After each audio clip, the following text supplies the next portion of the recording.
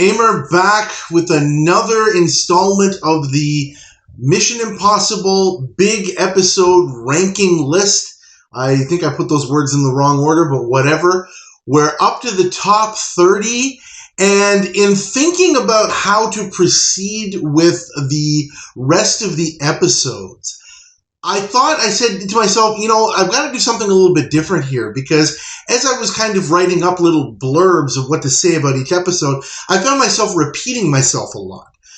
About mentioning about how this episode is unique and it's fun and it's interesting and all that kind of stuff. And I said to myself, let's just get all that out of the way. And I think I have to do this in a different way. So just to get it out of the way, yes, all of these episodes are great. We love them all, some more than others. They're all unique in their own way, and they have great teamwork, great stories, all of those things. I'll just point out as I go some of the great things that make each episode really special, things that I liked and things that I think really, really stand out above and beyond the usual good stuff. And then, instead of doing a better because, as I've done up to this point, I'm going to follow that up with an if only. What would have made this episode better and really made it kind of more special? Maybe not to put it right up at the top, but something that would have made it stand out a little bit more.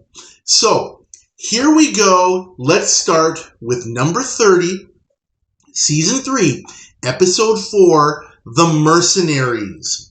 The IMF must take down Hans Krim, who runs an African militia that is plundering indiscriminately, and retrieve the militia's gold stash. The first time I saw the gold heist in this episode, I basically clapped. Well done, IMF, well done. It's just the way it comes across on the screen was just jaw-dropping to me. It's tremendous in every imaginable way. I still enjoy watching it just because it is so creative and just so well done. The basic elements of this plot get reused frequently over the coming seasons, and they were in previous seasons as well, as the Pennies from Heaven plot. It's a very simple plot. The IMF gives a mark an offer they can't refuse, and then they just pull the rug out from under them. It's pretty simple. And in most cases, the villains just go with it out of greed or schmuckiness. This is the best one of those plots, in my opinion, because it's very logical. It makes sense given the way the mission is laid out.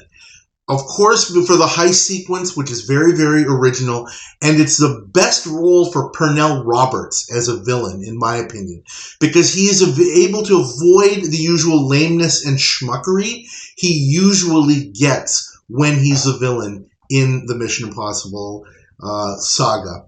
If only. What would have made this episode better is if the ending were not so predictable after the gold heist.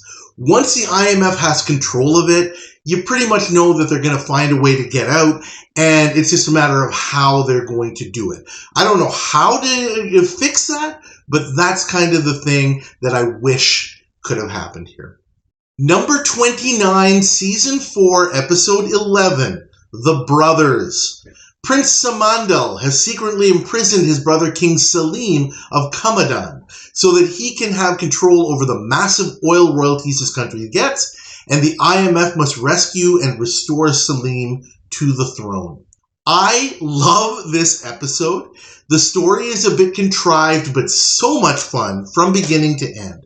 Lloyd Battista plays the role of both the prince and the king, and his over-the-top performance of Samandal is perfect.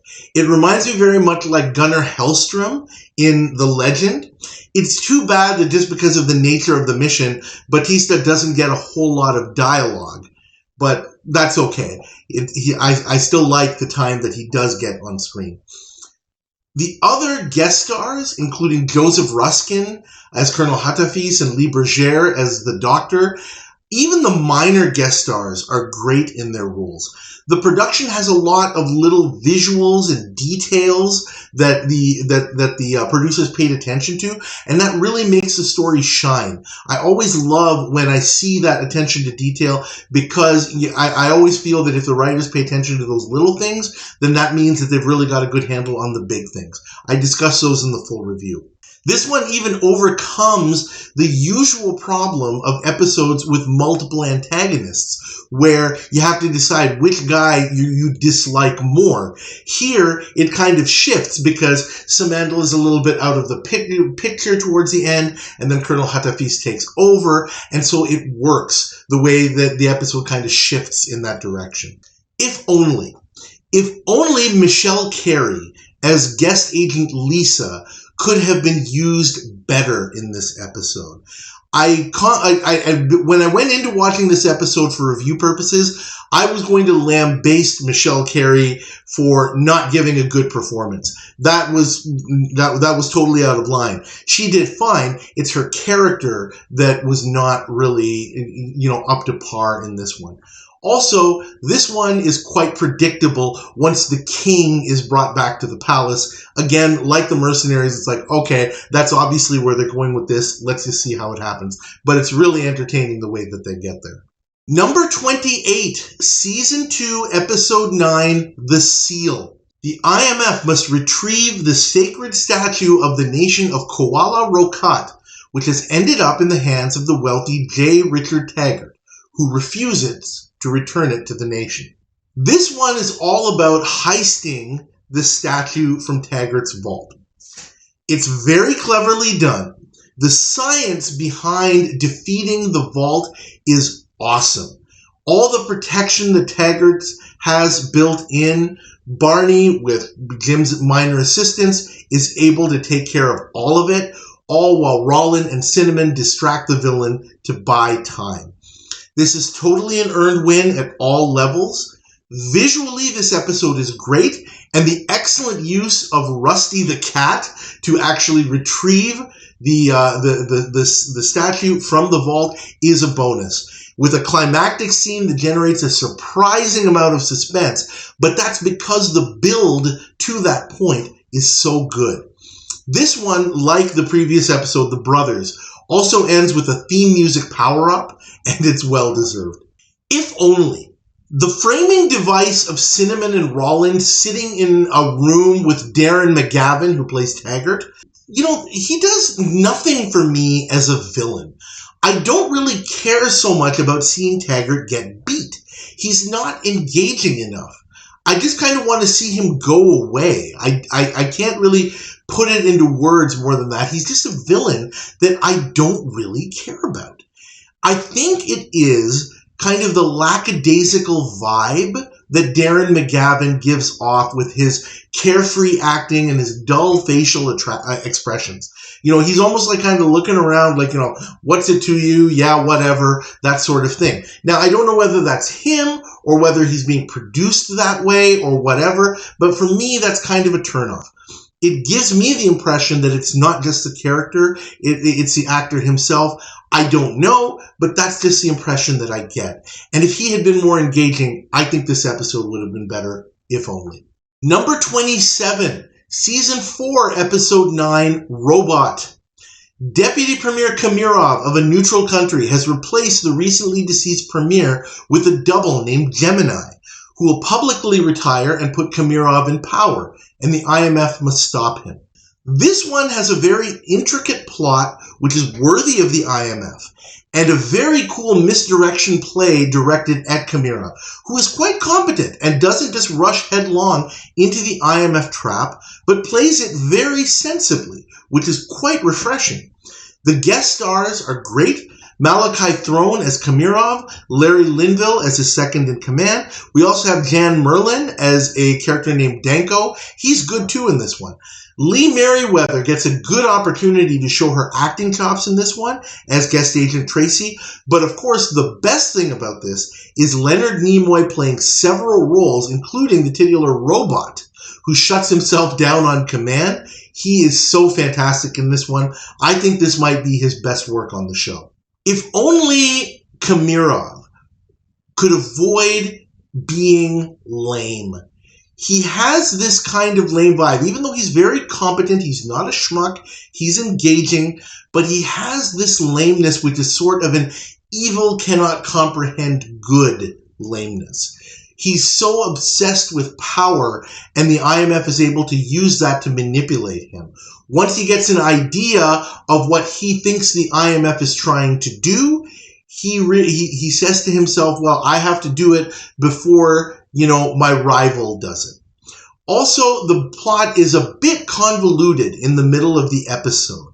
You can kind of get a little bit lost there if you're not paying attention, but it leads to an impressive finish. Number 26, Season 6, Episode 9, Invasion.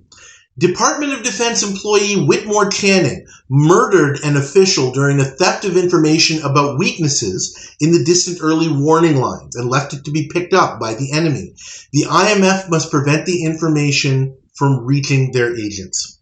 This one is a remake of Operation Rogosh with some interesting twists. The framing of this mission makes a lot of sense. It's about national security. It's worthy of the IMF. It's something that they should be involved in. Kevin McCarthy plays Channing. He knows how to play this type of role really well. He's done it in countless films and TV shows. He's arrogant. He's self-assured. He's got the voice and the mannerisms to pull it off. He's great in this one. There's an interesting wild card in a guy named Shuett, who is trying to shoot Channing, and a fantastic Kansas City shuffle to get the information the IMF needs. It's one of the best.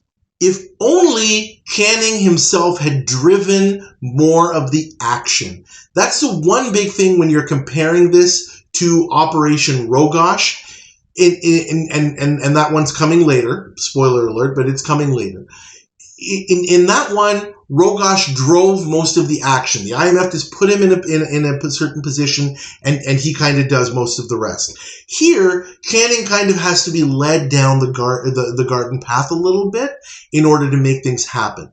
And it's a little bit forgivable because the team is up against a bit of time pressure. They were in Rogosh as well. But if only Channing had been able to drive the action more, I think this episode would have been ranked higher. Number 25, Season 7, Episode 13, The Puppet. Leo Ostro is running his family's criminal organization after his brother Paul suffered an accident, and has a plan brewing which the IMF must discover and prevent. You can argue that this episode takes elements from all sorts of previous episodes and mixes them up together, and you'd be right. But by this point in Season 7, as I pointed out a lot in the reviews, there's not a lot of trickery the IMF hasn't already tried. At least this one takes elements of good episodes instead of the lazily written ones, which is definitely a plus. It isn't a rehash of any individual episode. It has a sensible and focused plot, and it works at all levels. Roddy McDowell is outstanding as Leo Ostro. Can't say enough good things about him. Barney has some great recon sequences. He is the house cook planted by the IMF. And his work is tremendous in this one. There's a great slew of guest stars, including a couple of guest agents, who actively move the con forward and aren't just window dressing. And there's good attention to little details throughout the mission, which I also like. I mentioned that previously. If only Leo Ostro hadn't been such a lame schmuck. He reminds me very, very much of Gunnar Hellstrom's Friedrich Rudd in The Legend. Entertaining, so fun to watch, but man, he's a lame schmuck in very much the same way. Number 24, Season 3, Episode 16, The Glass Cage.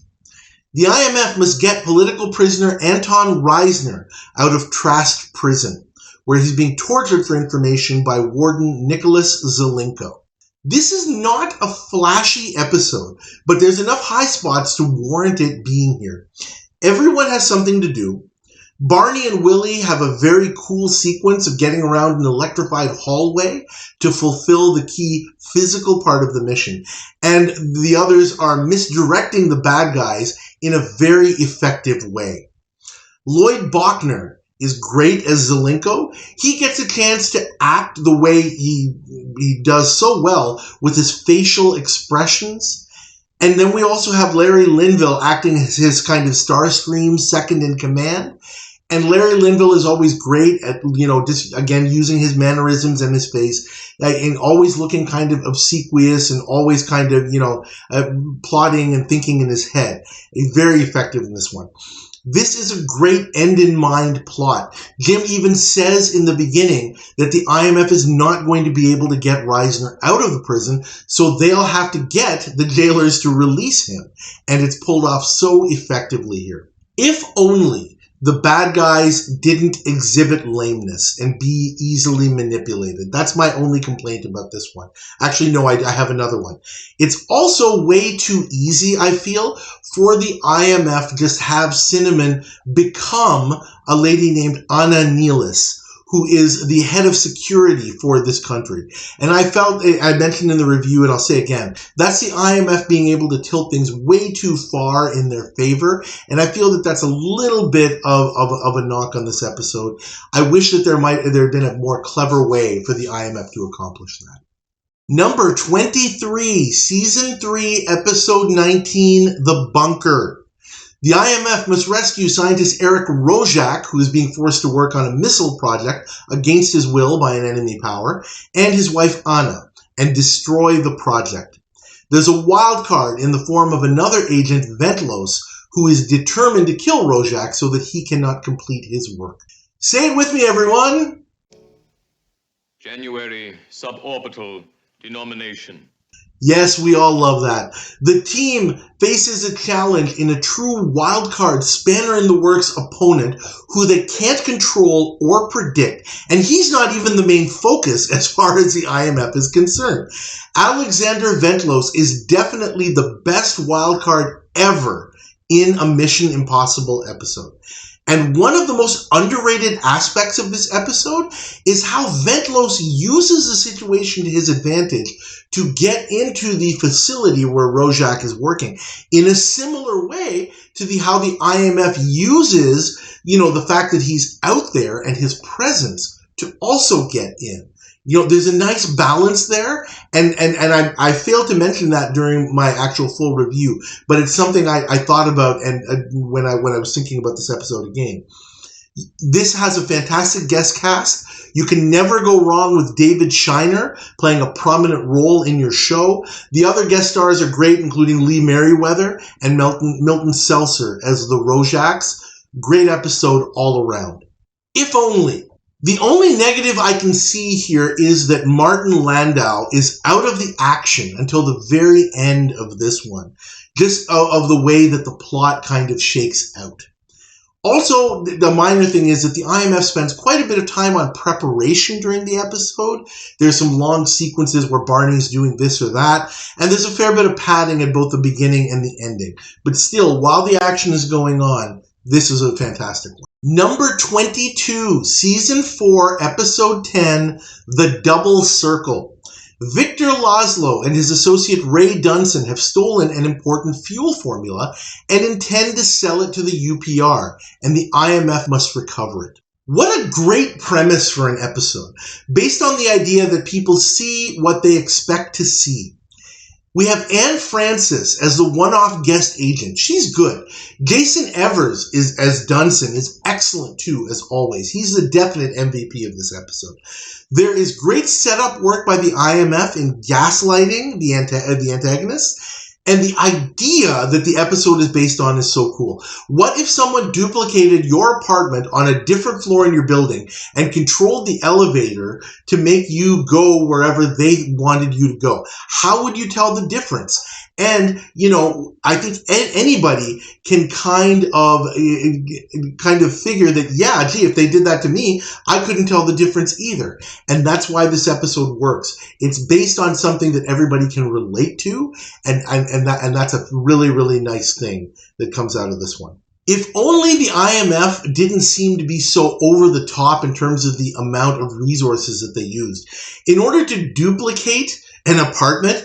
I guess you could, it wouldn't be so difficult maybe to duplicate the layout and some of the furniture and whatnot. But I just wonder where they got all that art from to make duplicates of. Anyway, and also James Patterson as Laszlo. He's just okay. I commented in the previous episode that he was in The System, that he seemed a little bit standoffish and disinterested and kind of a fish out of water. He does have that vibe here as well. It's a little bit more acceptable here because of the role that he's playing. But, I just never get the greatest vibe from that guy. And if only I'd gotten a better vibe from him, I think this would have been better. Number 21, Season 1, Episode 15, The Legacy. 4 sons of senior Nazi officials are meeting in Zurich to collect Adolf Hitler's personal fortune, and the IMF must stop them. This is a really well-crafted episode. The Nazi drawback here makes perfect sense. It doesn't work well in other episodes, as I pointed out, because in this case, the story leans into it, rather than just using it as a background setting or a prop, to make the bad guys seem a little bit more menacing or more of a threat. It's really the first one where the team has to piece things together as they go along and stay one step ahead of the bad guys, but improvise all along the way as they discover pieces of the puzzle, and without being in control of the environment because they don't know exactly what it is that they're looking for, and they need to just get these guys to lead them to where they need to go. Usually when the IMF has to solve a mystery of sorts, it's rather boring. Certainly not the case here. If only, though, I wish they had landed the ending. The main antagonist named Graf, at the end there's kind of a gunfight, and they basically let Graf go. Rollin even tells him, "Get out of here, Graf." And that was really kind of disappointing to me. They could have called the police. They could have found a way to hold the guy. They could have done all sorts of things instead of just letting him go. And that is a big problem for me in this one. With all of that build-up, not landing the ending, boy, that's a tough one here. And I think that here is where I'm going to end it. I'm really glad that I decided to switch up the format here with the better episodes. I think this is going to work a lot better, especially as we get up more towards the top. Now we've only got 20 left, and here we're coming to the cream of the crop amongst the other episodes. I'm not sure whether I'm going to do the next 10. I think that would probably make more sense. I'll do 20 through 11, and then 5 and 5, and we'll get the last 5 maybe in a final installment. Let's see how it goes. Anyway, I'm still having a lot of fun with this. I hope you're enjoying this as much as I have, and continue to do. Please like this review video. Please subscribe to the channel so that you get alerted when the next installment comes out. And please leave your comments about these episodes and other episodes. Thank you again, and I'll see you next time.